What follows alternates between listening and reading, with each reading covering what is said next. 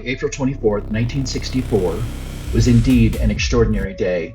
Police officer Lonnie Zamora was on duty in his patrol car about a mile north of Socorro, New Mexico. Zamora heard a roaring sound, which he thought might have been a nearby dynamite shack exploding or a car overturning in a gully or draw off the highway. He decided to investigate further and reported seeing an egg-shaped metallic or white-appearing object resting on the ground in the gully.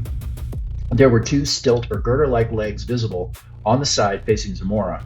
The bottom of the object was just clearing a bush in the area, which was about 4 feet high. Near the object, Zamora reported that he saw two figures, apparently dressed in white coveralls. The figures were small in stature, like children, and humanoid in form. Zamora could make out no facial details at that distance, but he said that they did not appear to be wearing helmets. The officer states that the figures furthest from him apparently turned and saw him. Okay, so Barry and I are in Socorro, New Mexico. We actually just parked at the UFO landing site back to 1964. Socorro police officer Lonnie Zamora evidently saw an egg-shaped craft take off from the spot that we're going to try to find. So we're going to do that right now.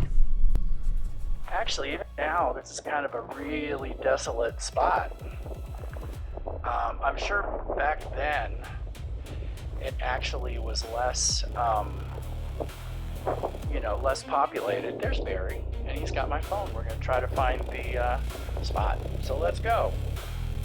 So it says you need to beware of rattlesnakes, so I'm kind of looking, and I don't see any. And there's supposed to be some kind of a marker that says UFO. It shouldn't be far from where we were. Okay, so I'm making my way down to, well, what I call a culvert, but I think here in New Mexico they call it an arroyo.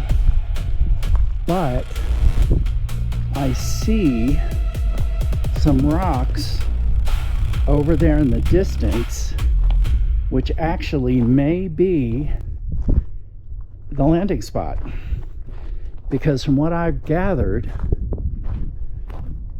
it's marked in rocks and it says UFO.